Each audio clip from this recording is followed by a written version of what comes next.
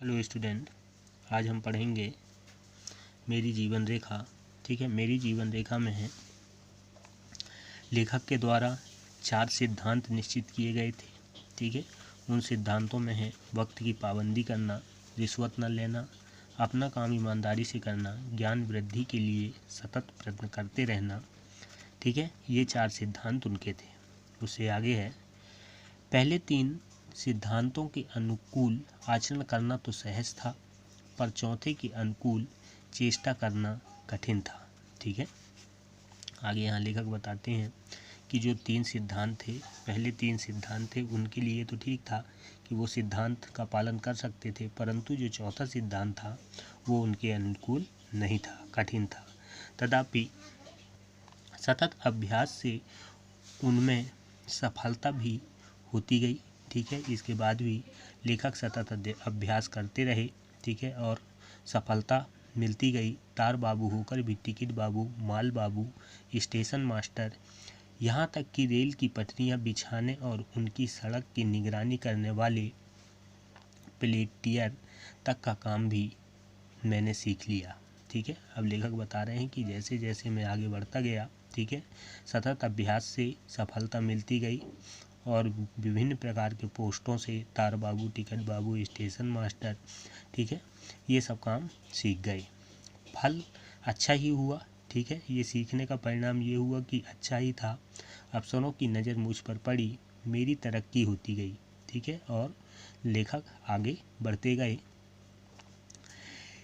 वह इस तरह की एक दफ़े छोड़कर मुझे कभी तरक्की के लिए दरख्वास्त नहीं देनी पड़ी। ठीक है, लेखक बता रहे हैं कि मैंने सिर्फ एक बार ही अपने तरक्की के लिए, प्रमोशन के लिए दरख्वास्त मीन्स आवेदन दिया, परंतु इसके बाद फिर नहीं दिया। जब इंडियन मिडलैंड रेलवे बनी और उसके दफ्तर झांसी में खुले, तब जीआईपी रेलवे के मुलाजिम जो साहब वहाँ जनरल ट्रैफिक मैनेजर मुकर्रर हुए, वे मुझे भी अपने साथ झांसी लाए और नए नए काम मुझसे लेकर मेरी पदोन्नति करते गए।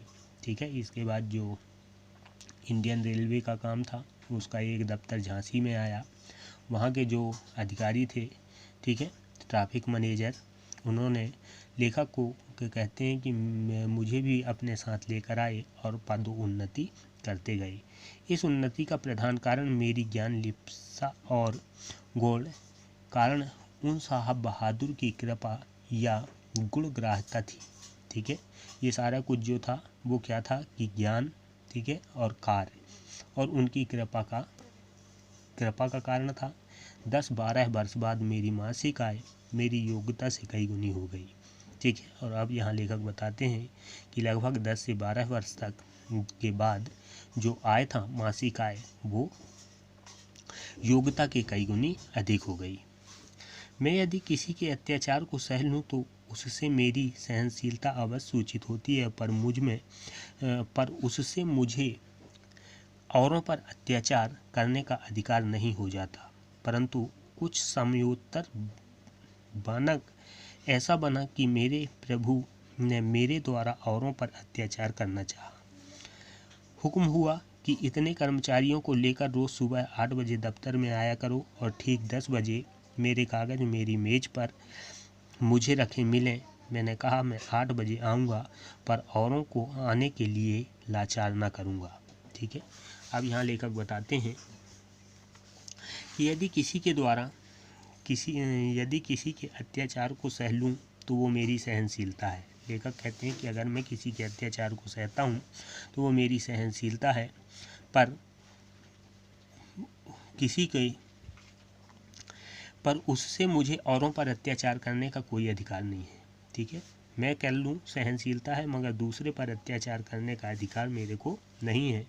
परंतु कुछ समय ऐसा बना कि मेरे प्रभु जो उनके अधिकारी थे, ठीक है, उनके माध्यम से अन्य लोगों पर अत्याचार करना चाहा। उन्हें आदेश दिया कि कुछ कर्मचारी लेकर सुबह 8 बजे दफ्तर आओ, 10 बजे उनके कागजात उनके मेज पर मिले। ठीक है, इस तरह के हुक्म हुए। ठीक है, मुझे मिले। लेखक ने कहा कि मैं तो आऊँगा, ठीक है, पर औरों को आने के लिए लाचार नहीं कर सकता। उनको नहीं कह सकता। उन्हें हुक्म देना हुजूर का काम है। ठीक है, लेखक कहते हैं कि उनको अगर हुक्म देना है तो वो अधिकारी का काम है, मेरा काम नहीं है। बात बस बढ़ी और बिना किसी सोच विचार के मैंने इस्तीफा दे दिया और परिणाम ये हुआ कि बात बढ़ती गई। ठीक है, और लेखक उस बात के कारण क्या किए, अपनी नौकरी से इस्तीफा दे दिए। बाद में उसे वापस लेने के लिए इशारे ही नहीं सिफारिशें। ठीक है, लेखक ये लिखते हैं कि बाद में जो हुआ उसके बाद इशारे हुए कि वापस आ जाओ, फिर सिफारिश भी हुई। ठीक है, कि तक की गई, सब व्यर्थ हुआ। ठीक है, सब व्यर्थ है हुआ।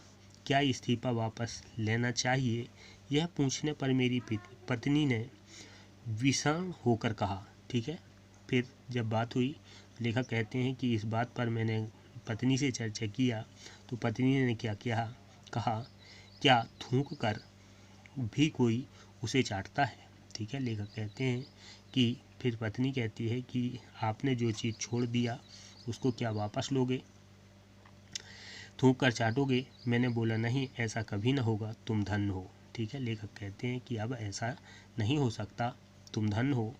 तब उसने 8 आने रोज तक की आमदनी से भी मुझे खिलाने पिलाने और गृह कार्य चलाने का दृढ़ संकल्प किया और मैंने सरस्वती की सेवा से हर महीने जो 20 रुपये उजरत और 3 रुपये डाक खर्च की आमदनी होती थी उसी से संतुष्ट रहने का निश्चय किया। ठीक है, और परिणाम ये हुआ कि लेखक फिर वापस नौकरी ज्वाइन नहीं किए। ठीक है, और जो घर में कम पैसे थे, ठीक है, उस पर ही घर का कर्ज चलने लगा।